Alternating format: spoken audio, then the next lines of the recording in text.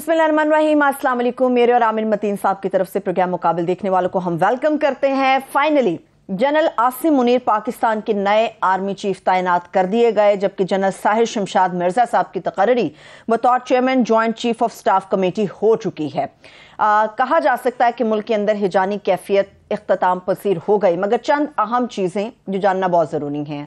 उम्मीदें क्या लगाई जा सकती हैं बतौर आर्मी चीफ, अपने ओहदे का इस्तेमाल करते हुए उनकी जिम्मेदारियां क्या होंगी, रिएक्ट कैसे करेंगे, जाने वालों की लेगेसी के हवाले से भी बात करेंगे, मगर उनकी तरजीहात क्या है, जनरल आसिम मुनीर साहब की क्या हो सकती हैं, इसके ऊपर बात करेंगे।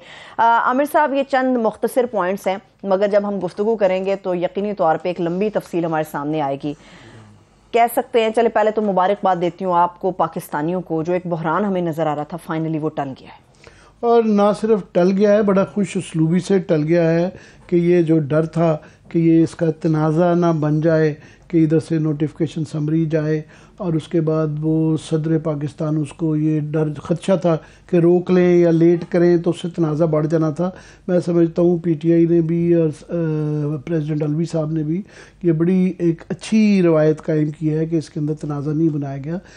ये हमेशा ही हमारे लिए बड़ा अहम ओहदा होता है और हसास एक अपॉइंटमेंट होती है, मगर इस वक्त क्योंकि जो मुल्क के हालात हैं, मईशत की जो हालात हैं, फिर आपके बॉर्डर की सिचुएशन थोड़ी सी टेंस हुई हुई है कि इंडियन आर्मी के दौरजन कमांड के जो लेफ्टिनेंट जनरल हैं उन्होंने बड़ी एक सख्त सी बात कर दी है। कल का उनका बयान था कि हम आज़ाद कश्मीर भी लेंगे अगर हमें ऑर्डर करें।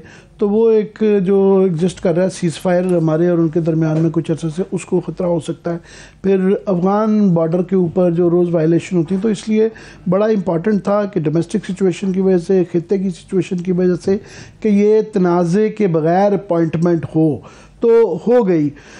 मगर अब जो है एक साथ में हम जिक्र सिर्फ क्योंकि बहुत ज़्यादा फोकस आसिम मुनीर साहब का भी रहता है, तो ये जनरल जो साहिर शमशाद साहब है तो वो भी बड़ी इंपॉर्टेंट है। और उसके अंदर इंपॉर्टेंट ये है कि सीनियरिटी का एक प्रिंसिपल रहा है। ठीक है, कुछ टेक्निकल हिचेस थी, ब्ला ब्ला ब्ला, मगर इन दी एंड जो है सीनियरिटी को ही फॉलो किया गया, जो कि एक अच्छी रवायत है। अनटिल कोई बहुत बड़े आपके रीजंस हों, और माजी में देखा गया है वैसे कि जो ख़राबी होनी होती है वो हो जाती है, उसका सीनियरिटी से या अपॉइंटमेंट से फ़र्क नहीं पड़ता। ये हालात का भी तकाजा रहता है, कुछ शख्सियत का तकाजा रहता है, तो ये मामलात वो नहीं है। मगर एक let's have a new start, एक बिल्कुल नई शुरुआत है और उम्मीदें आपने सही कहा बहुत ज़्यादा हैं। सियासी पार्टियों की तो ज़ाहिर उनके सियासी मफादात के लिए उम्मीदें होती हैं, पर मैं समझता हूँ कि ओवरऑल फ़ौज के इदारे के अंदर, अवाम के अंदर जो उम्मीदें ये हैं कि इदारे की कुछ ख़राबियाँ ऐसी रही हैं जिसकी वजह से लेटली 2-4 साल में बहुत ज़्यादा तनकीद रही है। इस तरीके से कभी भी तनकीद नहीं रही, और उम्मीद की जाती है कि नए आर्मी चीफ जो हैं वो इस्लाहात करेंगे। इस्लाहात में ख़ास तौर पे 2 चीज़ के जो ओवर स्ट्रेचिंग हो गई है पाकिस्तान आर्मी की, बहुत ज़्यादा सिविलियन मैटर्स में, इसको पीछे हटेंगे उससे।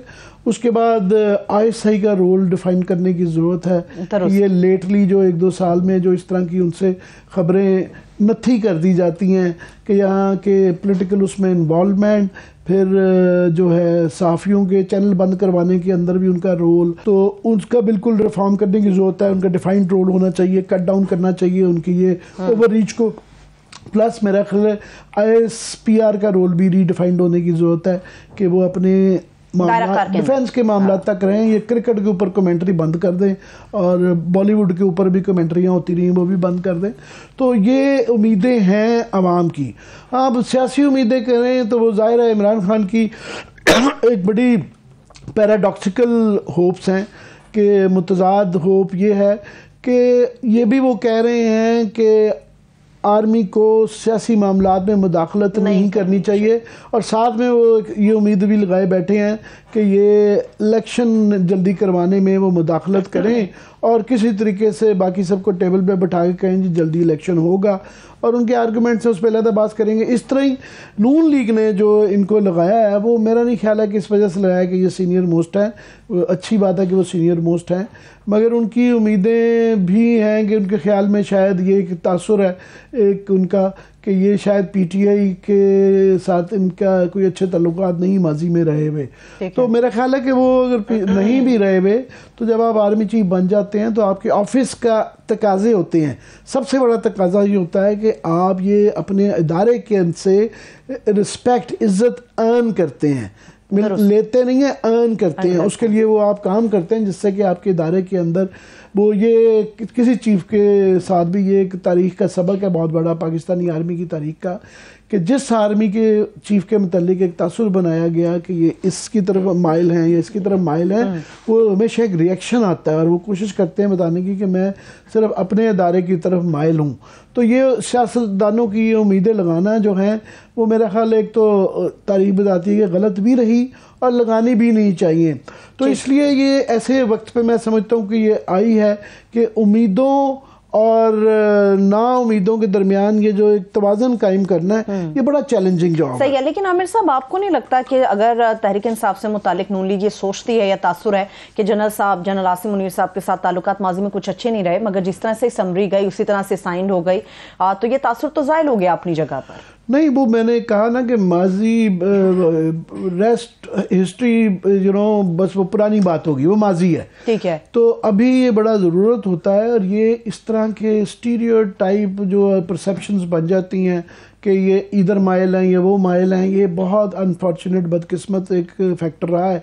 मगर रहा है कि ये पहले कभी हम 35-37 साल हो गए इस काम में, तो चीफ की उस पर इस तरीके से अखबारात के अंदर एडजेक्टिव्स के साथ कि ये अब अच्छा है, ये बुरा है, ये इसकी तरफ माइल है, इस तरफ माइल है, ये बड़ी इस तरह की डिबेट होती रही और उस डिबेट के अंदर जो काफ़ी इस वजह से भी होती रही कि एक बुरा माजी रहा हुआ है। ये पुराना माजी, मैंने माजी करीब की बात कर रहा हूँ कि पिछले 2-4 साल में जिस तरीके से सियासत के अंदर मुदाखलत रही, मार्शल लॉज में तो समझ आती है कि उनकी एक प्रॉब्लम हो जाती है कि अपने लेजिटिमेसी के लिए और अपनी हुकूमत चलाने के लिए उनको ये काम करने पड़ते हैं। मगर जब सिविलियन गवर्नमेंट्स के अंदर जो है ये बहुत ज़्यादा मुदाखलत रहती है और नेकेडली रहती है, और नेकेडली इसलिए भी कि वो बाय डिज़ाइन होती है कि ये बताया जाता है कि ना सिर्फ कि हम आपके साथ ये कर सकते हैं बल्कि बताना भी चाहते हैं कि हमने किया है। ठीक है। ये जो इस तरह के इल्ज़ामात लगे कि फ़लाने लोगों के साथ ये उठाया गया, टॉर्चर किया गया और ये मामलात में बहुत ज़्यादा, और वो एक बड़ी, मैं समझता हूँ एक हीनस लिस्ट है कि जो इल्ज़ामात हैं उसकी करेक्शन बड़ी ही ज़रूरी है। वो आपने पहले ही बता दिया कि रिफॉर्म्स होनी चाहिए। रिफॉर्म्स की हम जब भी बात करते हैं आमिर साहब, ये टाइम टेकिंग मामला होता है, ये मरहला ही बड़ा टाइम टेकिंग होता है। नए आर्मी चीफ अगर रिफॉर्म्स की तरफ जाएंगे, आपको लगता है कितना वक्त लगेगा? ऐसे में खुदा ना खासा कोई नया तनाज़ा जन्म ले लेता है। हमारे यहाँ अक्सर पाकिस्तान में यही सूरत हाल रहती है। पहले तो आपने बड़ी अच्छी बात की है कि ये रिफॉर्म्स आहिस्ता आहिस्ता, ये नहीं होगा कि पहले दिन आएंगे तो वो बिल्कुल वो करवा लेंगे, थोड़ा सा टाइम लगता है। और साथ में ये है कि वो कुछ चीज़ें उनको अपनी टीम बनानी होगी। यहाँ एग्जिस्टिंग जो है ट्रांसफ़र पोस्टिंग जो है आते सारी पहले वो करेंगे। उसके बाद अप्रैल के अंदर ये जो उनसे 4 नीचे जर्नैल हैं वो चारों के चारों रिटायर हो रहे हैं, तो लेफ्टिनेंट जनरल की 4 वैकेंसीज खुलेंगी, तो उसकी उनकी भी सिलेक्शन का एक प्रोसेस होगा। फिर उसके बाद वो अपनी टीम को सेटअप करेंगे, मगर ये टाइम लगेगा। मगर उनकी जो पहले दूसरी जो बयानात आएंगे उस पर लोगों की बड़ी नज़रें होंगी। ये जेस्चर बड़े आराम से दिया जा सकता है कि इन मामलात पे उनकी क्या फ़िक्र है, क्या सोच है।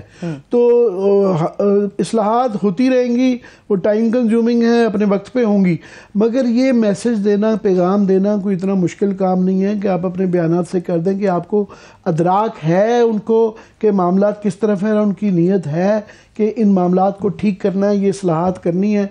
और ख़ास तौर पे कुछ तो है ना इस्लाहात हैं कि जी आर्मी का स्ट्रक्चर बदलना है, उनकी जो है ये हाउसिंग्स के अंदर और बिजनेसेस के अंदर इन्वॉल्वमेंट नेकेड किस्म की वो पीछे करनी है।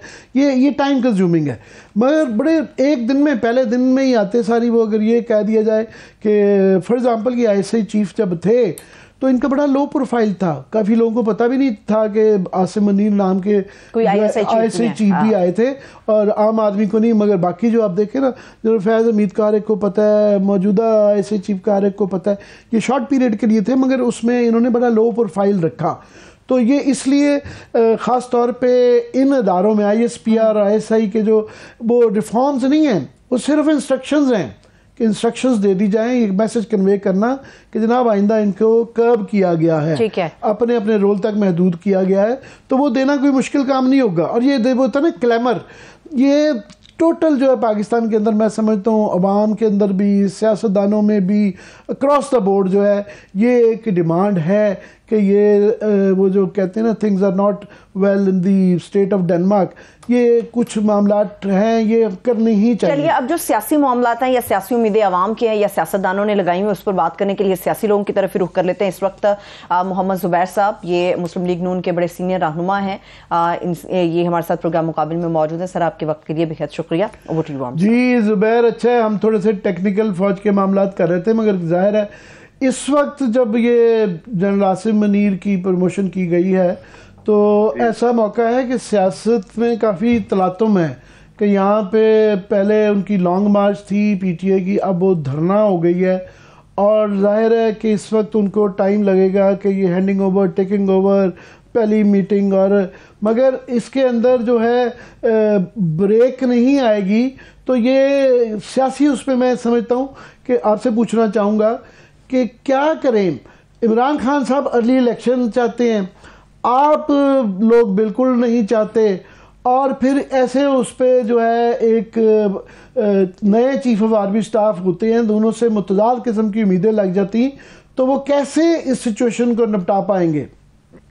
मेरा ख्याल है एक चीज तो मेरा आप भी एग्री करेंगे कि इमरान खान के लिए अब एक तो डिलेमा है, क्योंकि पहले उन्होंने वोट ऑफ कॉन्फिडेंस का जो ब्लेम था वो बैरूनी ताकतों के अलावा यहाँ जो था डायरेक्टली मिलिट्री पर डाला था और वो आउटगोइंग चीफ पर डाला था। वो जो भी कहें, चाहे वो न्यूट्रल के नाम से उनको कहा गया था या चौकीदार के नाम से या किसी और नाम से आपको पता है कहा गया था, तो उसकी वजह से वो उनका एक नैरेटिव भी बड़ा स्ट्रॉन्ग बिल्टअप हुआ था, जिसकी वजह से वो एक मजलूमियत की जी सारी फोर्सेस ने मिलके मुझे, सियासी जमातों ने, अमेरिका ने और यहाँ के जो मिलिट्री थी उसने मिलके मेरा तख्ता करवा दिया। तो ये जो the change of the military leadership जो अभी हुई है उसमें जाहिर सी बात है वो नए चीफ को तो नहीं ब्लेम कर सकते किसी तरह से, एंड आई थिंक उनके लिए थोड़ा सा ये मुश्किल भी होगा कि इस वक्त may be he has an opportunity कि वो बिल्डअप करें, जो वो रिलेशनशिप खराब हो चुकी थी उसको अब सवार करने की कोशिश करें कि बजाय के और उनके साथ फड्डा करें। जहां तक उनके उस वजह से जो मैं ये कह रहा हूँ कि इस वजह से जो उनका ये लॉन्ग मार्च 26 का था, वो जो भी उन्होंने टाइम समझा था, टाइमिंग के हवाले से मेरे तो ख्याल है कि वो उनसे मिसकैलकुलेशन हुई है कि 26 को अब सेंस नहीं बनता, क्योंकि उनकी नजरें जो थी अर्ली इलेक्शंस को मांगने की वो फौज की तरफ थी, हुकूमत की तरफ कभी भी नहीं थी। वो तो खुद कहते थे, आई मीन वो और उनकी दूसरी लीडरशिप वो क्लियर करती थी कि शहबाज शरीफ या जो हुकूमत वक्त है उनके पास तो कोई पावर है ही नहीं। जुबैर, मैं आपकी सॉरी बात काट रहा हूँ, पर मैं इस पर फोकस्ड रहना चाहता हूँ कि इस वक्त एक सिचुएशन ये है कि धरना अगर वहाँ पे होता है और वो प्रलॉन्ग होता है तो इस्लामाबाद बिल्कुल कट ऑफ हो जाता है from the rest of the country. तो एक सिचुएशन तो है, अगर ये प्रलॉन्ग करती है तो ज़्यादा गंभीर हो जाती है। तो ऐसे मौके पे जब एक अस्करी क़यादत की एक तब्दीली आई हुई है और एक सियासी उसमें तलातुम रह रहा है, तो इसको कैसे रिकनसाइल इसके साथ करेंगे? दो चीजें, इसका हल क्या है, मसले का हल क्या है? मसले का हल मेरे ख्याल है इमरान खान की स्ट्रेटजी ये है कि मैं पहली प्रेशर डालूं नए आर्मी चीफ पर, और वो चूंकि धरना होगा और उसकी वजह से जो मुल्क में आपने कहा जो हालात होंगे कट के रह जाएगा इस्लामाबाद, तो आर्मी चीफ शायद ही will reach out to Imran Khan और फिर शायद हुकूमत वक्त को जाके कहें कि कोई मसले का हल करें, कुछ गिव एंड टेक करके कुछ अर्ली इलेक्शन कर लें, कुछ इनकी बात मान लें, कुछ इनकी बात मान लें। लेकिन मेरा अपना जाती ख्याल यह है, कुछ भी रॉन्ग बिकॉज ये तो आने वाले दिन बताएंगे, जो आप कह रहे हैं कि ये धरना हो जाएगा और ये सब हो जाएगा, मेरा नहीं ख्याल है ये पॉसिबल होगा। धरना 2-3 दिन से या 2 दिन से या 3 दिन से ज्यादा नहीं हो सकता, और एटलीस्ट विद द नंबर्स कोई 1000-2000 बैठ जाएं वो और बात है, बट वो मेरा नहीं ख्याल है कि वैसे आपका तो कभी भी ख्याल नहीं रहा, अभी तक ये चीज उन्होंने नहीं, अभी तक मैं सच उनके जो जलसे होते रहे हैं वो बड़े होते रहे हैं, और पंजाब में उनकी हुकूमत है, पिंडी में तो 2-4 हज़ार बंदे से ही वो सारा चौक बंद हो जाता है, ट्रैफिक बंद हो जाती है। आमिर साहब, मैं ये तो बिल्कुल गिवन करता हूं कि जो जलसे उन्होंने किए पिछले 6-7 महीने में बड़े जबरदस्त किए, धुआंधार जलसे किए, लेकिन मैं हमेशा से ये मेरे मौक़िफ़ रहा है कि धरने में और जलसे में बहुत जमीन और आसमान का फर्क होता है। वो ये 2014 नहीं है, उन कुव्वतों का सहारा नहीं है जिसकी वजह से वो 126 दिन बैठ गए थे, अब वो नहीं हो सकता और इसी वजह से वो इस्लामाबाद आ भी नहीं रहे। नहीं, होना भी नहीं चाहिए मैं समझता हूँ, क्योंकि ये एक हम नहीं चाहते कि जनरल आसिम मुनीर साहब सियासी मामलात में मुदाखलत करने की सिचुएशन आए, मगर क्या करें, ये सिक्योरिटी इशू भी बन जाता है जब आपकी food security, economic security threatened हो जाए और लॉ एंड ऑर्डर की भी एक सिचुएशन हो जाए, और वहाँ से पिंडी याद रहे कि GHQ भी उसके अंदर है, आर्मी यूनिटें भी हैं, तो वो एक उनका इशू बन जाता है जिसके अंदर फिर ये नहीं कि सियासी वजूहात की वजह से, सिक्योरिटी की वजूहात की वजह से भी इन्वॉल्वमेंट तो उनको करनी पड़ेगी। उनको अब ये तो मैं नहीं कह सकता कि वो किस हद तक करेंगे या नहीं करेंगे। अभी कल ही तो आउटगोइंग आर्मी चीफ ने कहा है कि वो सियासत में नहीं हिस्सा लेंगे, इंस्टीट्यूशन ने फैसला किया है, तो मुझे नहीं पता, हम तो यही उम्मीद लगा के बैठे हैं कि अगर ऐसी कोई कमिटमेंट कर लिया तो ये होनी चाहिए, क्योंकि पाकिस्तान का आइन यही कहता है, तो ये कोई ख्वाहिश तो नहीं है, हम सबकी ख्वाहिश है कि पाकिस्तान के आइन के हिसाब से सारे इदारे चलें, चाहे पार्लियामेंट है, चाहे फौज है, जुडिशरी है, जो भी है। तो अगर नई शुरुआत होनी है तो अब से नई शुरुआत होनी। जनरल कमर बाजवा के मतलब आपने कहा कि उन्होंने कल ये कह दिया कि इन्वॉल्वमेंट नहीं होनी चाहिए, हाँ। आपके ख्याल में उनकी क्या लेगेसी है?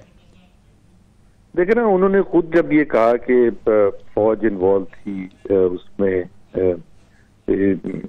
सियासत में, उन्होंने खुद से पहले जी, और हम तो हमेशा से कहते थे 2018 से, जिसका उन्होंने जिक्र भी किया था कि हम PTI की हुकूमत को सिलेक्टेड हुकूमत कहते थे। तो सवाल उस वक्त भी आप लोग पूछते थे कि सिलेक्टर कौन है, अगर सिलेक्टेड ये हैं, तो वो सबको पता था कि किस हद तक इन्वॉल्वमेंट थी और वो पाकिस्तान के लिए और पाकिस्तान की जमहूरियत के लिए सही नहीं थी।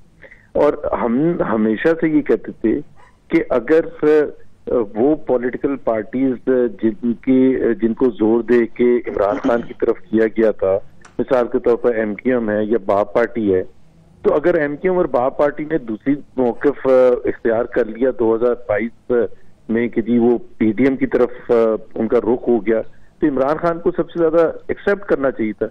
इमरान खान का मसला ये है कि इमरान खान की आदत ही नहीं है 2010 से लेके कि वो समझते हैं कि फौज को उनका सपोर्ट रखना, कंटिन्यूड सपोर्ट रखना उनका एक राइट है, कि जी वो राइट हमेशा इमरान खान की तरफ इसलिए होना चाहिए झुकाओ क्योंकि दूसरे जो हैं वो चोर और डाकू हैं। और आमिर, मैं सिर्फ ये लास्ट बात जरूर कहूंगा इस सेंटेंस इस मौजूद पर, कि इमरान ने अभी थोड़े दिन पहले ये कहा कि अगर मैं मान लेता हूं कि जी मिलिट्री नहीं इन्वॉल्व थी मुझे गिराने में, लेकिन उनको तो ना लेके आते, तो मतलब वो ये कह रहे हैं कि इक्वेशन का तो 2 पार्ट्स होते हैं ना, कि अगर इमरान खान गिर रहे हैं, वो कह रहे हैं अच्छा आपने नहीं गिराया, लेकिन इनको तो आप लाए हैं, भाई कोई गिरेगा तो कोई आएगा ना। सही, ठीक है, नहीं हो सकता। लेकिन जुबैर साहब, अभी बड़ी खुशउस्लूबी के साथ ये मामला तो तय हो गया कि नए आर्मी चीफ पाकिस्तान में तैनात हो गए। अब दोनों तरफ में सूरत हाल ऐसी है, ना इमरान खान साहब लचक का मुजाहरा कर रहे हैं, ना आप लोगों की गवर्नमेंट इस वक्त लचक का मुजाहरा कर रही है।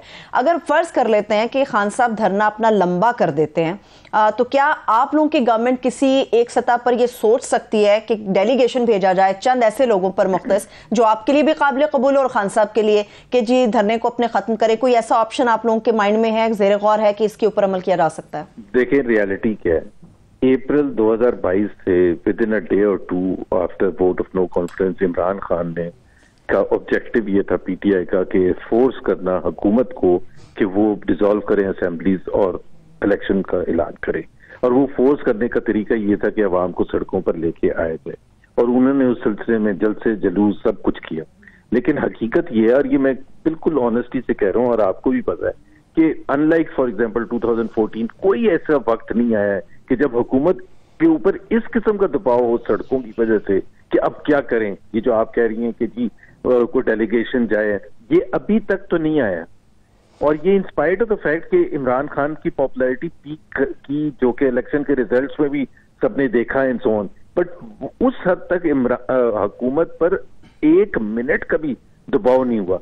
अब अगर आने वाले दिनों में अगर कोई ऐसी बात आप कह रही हैं कि अब शायद वो दबाव आ जाएगा, तो जब वो दबाव आएगा तो फिर देखेंगे, उसके रिएक्ट करेंगे, पॉलिटिकल क्या कर सकते हैं। लेकिन इस वक्त तो हम समझते हैं जो Imran Khan has not been able to muster enough support to force the government to dissolve the assembly. Zubair, ये बड़े अरसे से हम 30, 40, 50 साल से हमारा एक सबक, तारीख का एक सबक रहा है पाकिस्तानी सियासी तारीख का, कि सियासतदानों की और बड़े और भी तबकों की सबकी ख्वाहिश रहती है कि फ़ौज की इन्वॉल्वमेंट पॉलिटिक्स के अंदर कम होनी चाहिए।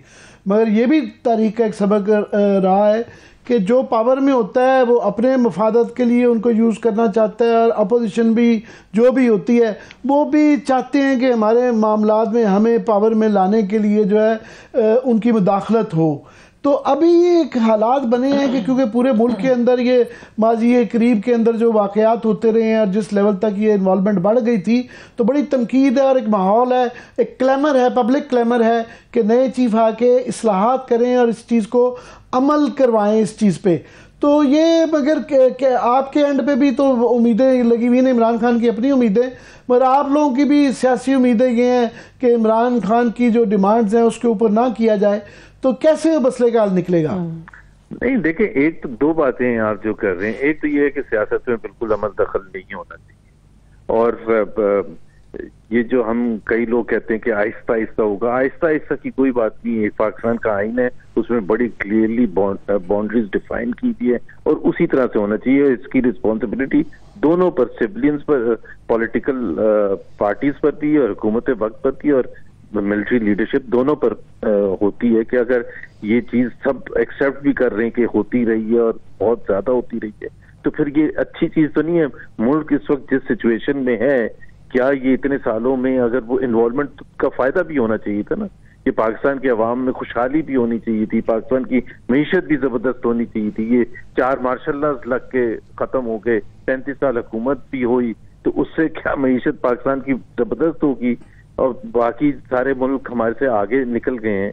तो एक तो बिल्कुल क्लियर है कि बिल्कुल भी नहीं होनी चाहिए, और सिविलियन लीडरशिप को अपनी रिस्पॉन्सिबिलिटीज को समझना चाहिए और उस पर डिपेंड नहीं करना चाहिए कि अपने ओपोनेंट्स को क्रश करने के लिए और अपनी हमायत में कोई चीजें करने के लिए मिलिट्री को इस्तेमाल करें, बिल्कुल भी नहीं होना चाहिए। ये तो सबको अब समझ आ जानी चाहिए।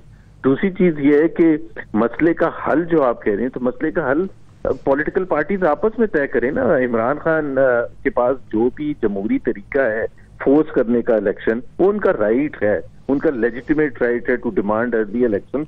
जैसे पीडीएम जब ऑपोजिशन में थी तो we were demanding early elections from Imran Khan. सही कह रहे हैं जुबैर, मेरे ख्याल ये मेरे इशारे कर रही हैं कि ब्रेक इन्होंने ले लिए। मैं क्विकली पूछना चाहता हूं आपसे कि ये आपका एक नून लीग का एक माजी रहा है कि मियां नवाज शरीफ साहब की तमाम ही जो उन्होंने चीफ लगाए उनके साथ ताल्लुकात अच्छे नहीं रहे। आगे 2 दफ़ा पहले भी आपने सीनियर मोस्ट लगाए, आसिफ नवाज जंजुआ और जहांगीर करामत, उन्होंने किसी को सुपरसीड नहीं तक किया, पर इन दोनों के साथ भी जो है ना कोई मामला इतने अच्छे नहीं रहे। क्या हम समझ सकते हैं कि अभी कोई लेसन्स लर्न किए गए हैं और वो तारीख नहीं दोहराई जाएगी? मेरा ख्याल है उम्मीद करनी चाहिए कि a new beginning will be made, और इंशाल्लाह ताला जिस तरह मैं पहले कह रहा था कि ऐसे हालात नहीं होंगे कि जिसमें कोई कश्मकश हो पिंडी और इस्लामाबाद के दरमियान। मेरा ख्याल है हिस्ट्री से अगर सबने सबक सीखा है तो इंशाल्लाह ताला रिलेशनशिप वो 1 पेज वाली नहीं मैं कह रहा जो कि इमरान खान के ज़माने में थी, अपना अपना पेज होना चाहिए, लेकिन अपनी अपनी रिस्पॉन्सिबिलिटीज होनी चाहिए। तो इंशाल्लाह ताला एक शुरुआत कॉन्क्रीट टर्म्स में, एक तो ऑफ कोर्स मुदाखलत नहीं होनी चाहिए, आर्मी की ओवररीच खत्म होनी चाहिए, ISI और ISPR के रोल डिफाइंड होने चाहिए, मगर कॉन्क्रीट टर्म्स में आपकी क्या उम्मीदें हैं नए आर्मी चीफ से? हम तो देखें ना, हमारी उम्मीद प्राइम मिनिस्टर की उम्मीद तो बड़ी क्लियर कट है, सिंपल सी है कि जी हमारी एक प्रोफेशनल आर्मी है, one of the most disciplined आर्मीज है, और वो अगर फोकस अपने प्रोफेशन पर करेगी तो वो पाकिस्तान के लिए सबसे अच्छा चीज है। पाकिस्तान के जो पॉलिटिकल जो हालात हैं उसमें भी नीड अ फाइटिंग आर्मी जो कि अपने प्रोफेशनलिज्म के हवाले से अपने सबसे अच्छे उस पर हो, और सिविलियन हुकूमत अपना काम करे। I think that is it. चलिए ठीक है, इंशाल्लाह ताला फिर ज़हमत देंगे। बहुत शुक्रिया ज़ुबैर साहब, हमारे साथ मौजूद है मुस्लिम लीग नून के सीनियर रहनुमा। एक ब्रेक की तरफ चलते, ब्रेक से वापस आएंगे तो बात करेंगे कितना पॉजिटिव रिस्पांस देखने को मिला गवर्नमेंट के हवाले से भी, और आगे तरजीहात क्या हो सकती है नए आर्मी चीफ की। स्टीव दास।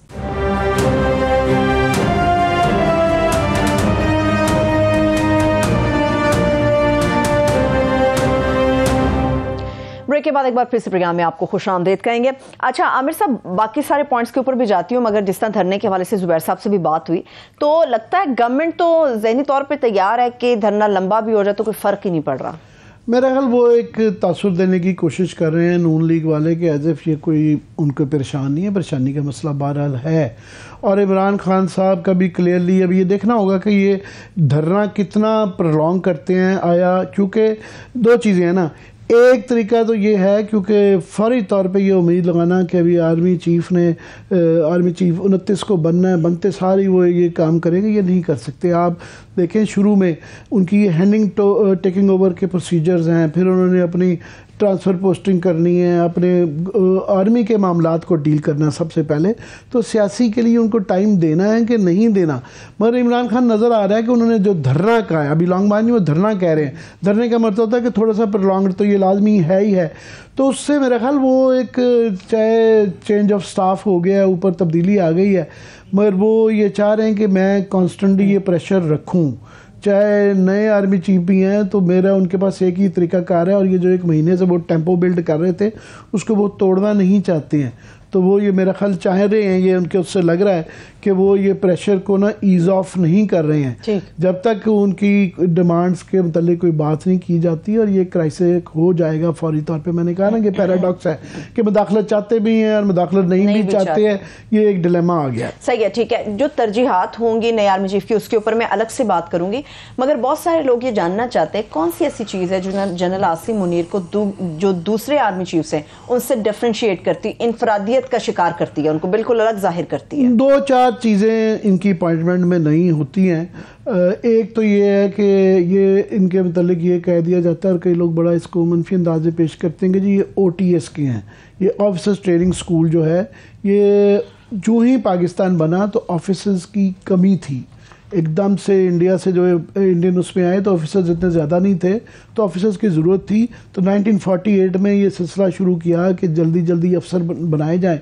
तो फ़र्क यह है कि PMA जो पाकिस्तान मिलिट्री एकेडमी का कूल है, वहाँ पे एक लॉन्ग कोर्स होता है 4 साल का JCB, और एक शॉर्ट कोर्स होता है जो कि 2 साल का है कि आप FA के बाद आते हैं, वह 2 साल है। OTS जो है पहले ये कोहाट में था, अब ये मंगला में चला गया है, दरमियान में इसका कुछ हिस्सा रुका भी था।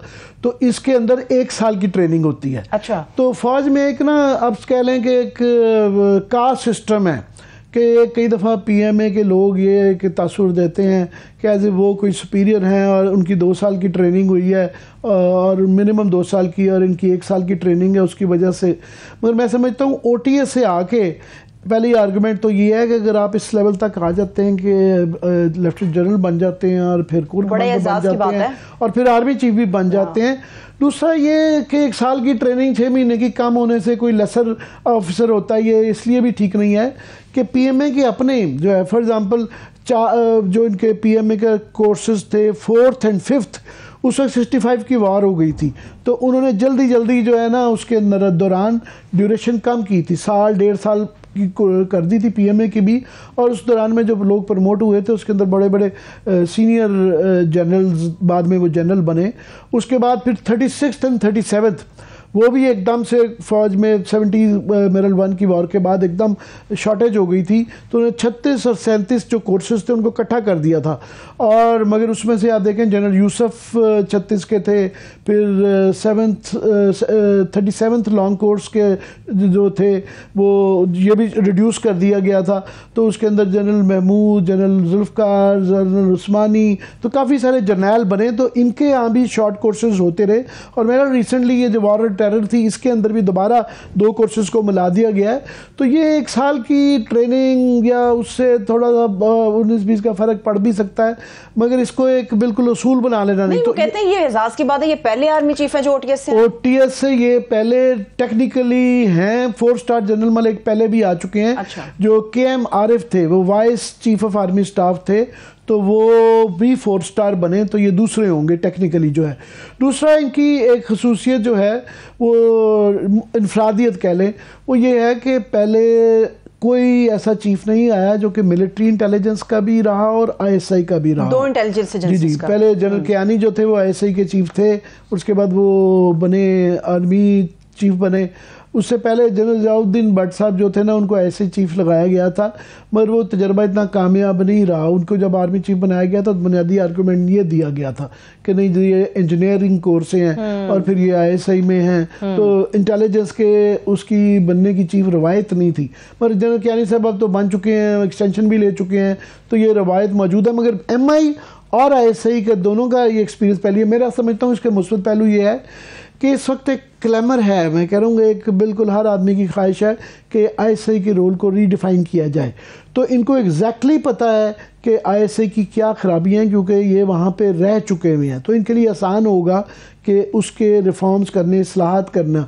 दूसरा ये क्यूएमजी रहे हैं, क्यूएमजी थोड़ी सी साइड लाइन जॉब होती है कि क्वार्टर मास्टर जनरल जो है उन्होंने लॉजिस्टिक्स ये वो देख रहे हैं, मगर अगर इस्लाहात करनी है तो आपको आर्मी के सिस्टम का पता होना चाहिए। इनको बहुत ज़्यादा पता है, क्यूएमजी के एक्सपीरियंस जो है आपको बता देता है कि इसकी लॉजिस्टिक्स के क्या मसाइल हैं, मैन पावर के क्या मसाइल हैं, तो वो है। दूसरा इनका कमांड का एक्सपीरियंस जो है ना वो बड़ा क्रूशल रहा है कि एज जीओसी इनके पास नॉर्दर्न कमांड रही हुई है। मंगला 10 कोर में जनरल बाजवा के अंडर ये जीओसी नॉर्दर्न कमांड, जिसमें नॉर्दर्न एरिया सारे आपके आ जाते हैं, इंडिया के साथ सारा बॉर्डर जो है और एलओसी जो है वो उसके इंचार्ज रहे हुए हैं। सो इनको इंडिया क्या ये मामलात का भी बहुत ज़्यादा मेरा ख्याल नहीं आइडिया कि सर्व किया हुआ है।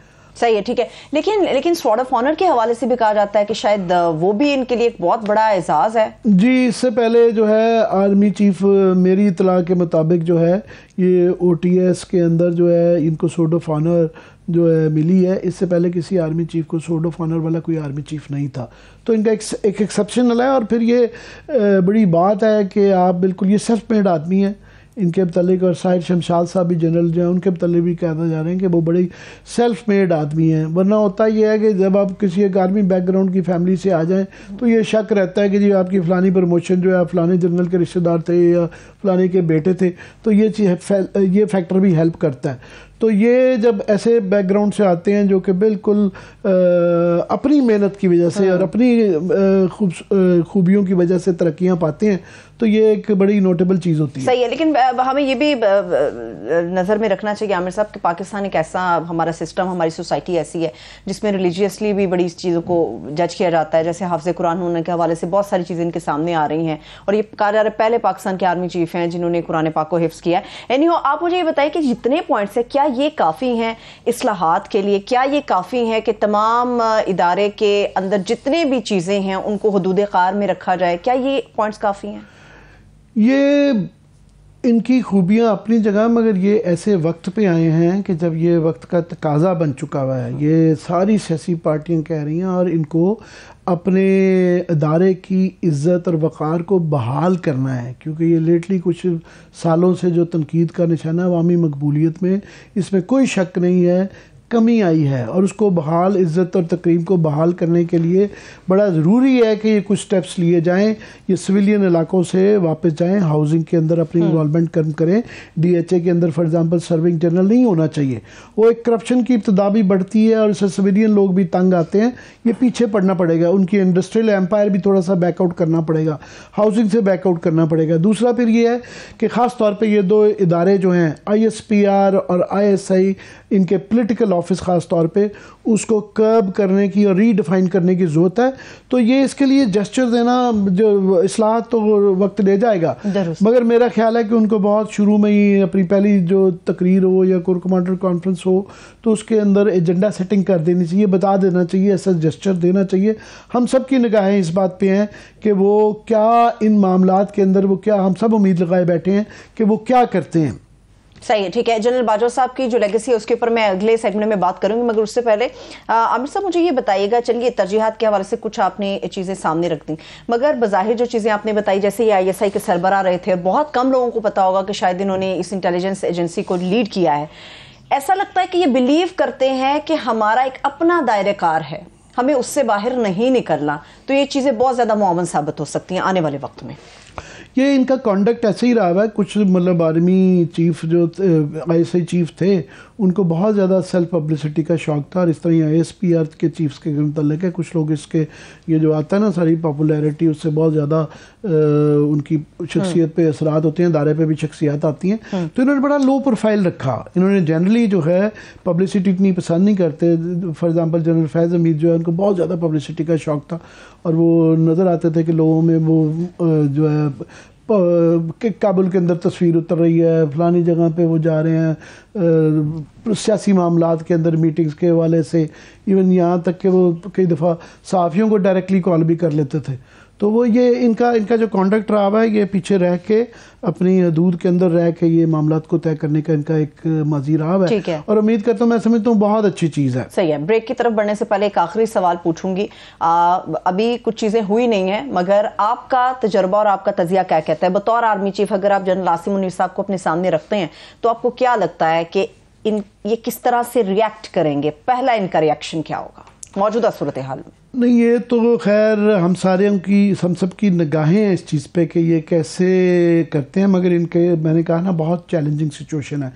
एक कि ये जो यहाँ के सियासी मामलात हैं कि आपने अपनी ये भी मुदाखलत के अंदर कम भी करना है, लोगों की जो उम्मीदें हैं वो बड़ी पैराडॉक्सिकल और मुतजाद भी हैं कि वो उसके अंदर इसके बैलेंसिंग एक्ट करना, टाइट रोप वॉकिंग जिसे कहते हैं कि आप रस्सी के ऊपर तनी हुई रस्सी पे चल रहे हैं, तवाज़न कैसे कायम करेंगे कि ये मसला भी, इसका हल भी निकल आए, मगर ये भी इल्ज़ाम ना आए कि जनाब आप एक पार्टी की तरफ पार्शल थे, क्योंकि यहाँ पे इतनी ज़्यादा पोलराइजेशन है कि जो भी आप सियासी हल निकालेंगे, एक पार्टी को फ़ायदा है, एक पार्टी को नुकसान है, और जिसको नुकसान होता है वो उसका एक रिएक्शन आता है, उसके रिएक्शन में फिर आर्मी चीफ भी उस दलदल में फंसते जाते हैं। सो ये बड़ा मुश्किल काम है कि इस वक्त बहुत लोगों की, अवाम की भी और सियासी पार्टियों की भी मुतजाद उम्मीदें हैं इनसे, मगर ये जो मैंने बताई है ना उम्मीदें रिफॉर्म्स की, इस्लाहात की, ये कोई इसमें तजाद नहीं है। ये हर आदमी पाकिस्तान का कह रहा है, हर जर्नलिस्ट, हर सियासी पार्टी, हर तरफ से जो है वो ये कहा जा रहा है कि ये इस्लाहात बड़ी जरूरी है। सही, ठीक है। एक ब्रेक की तरफ अभी बढ़ते हैं। जब हम ब्रेक से वापस आएंगे यहीं से गुफ्तगू आगे बढ़ेगी, मगर इसके साथ साथ जाने वाले कमर जावेद बाजवा साहब, उनकी लेगेसी के हवाले से आमिर साहब का तजिया लेंगे। Stay with us.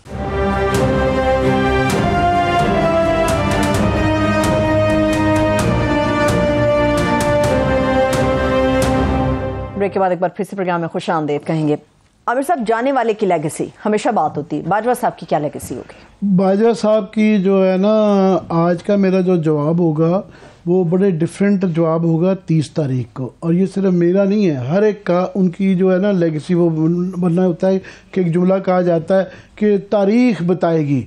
तो बाजवा साहब की तारीख जो है ना वो 4 दिन बाद शुरू हो जाएगी। हमारे यहाँ एक रवायत भी रही है और एक उसकी वजूहात भी हैं कि जब वो सर्विंग होता है तो वो एक और उनके मतलब जज्बात होते हैं, जो ही रिटायर होता है तो लोग ज़रा खुल के बयान करना शुरू हो जाते हैं।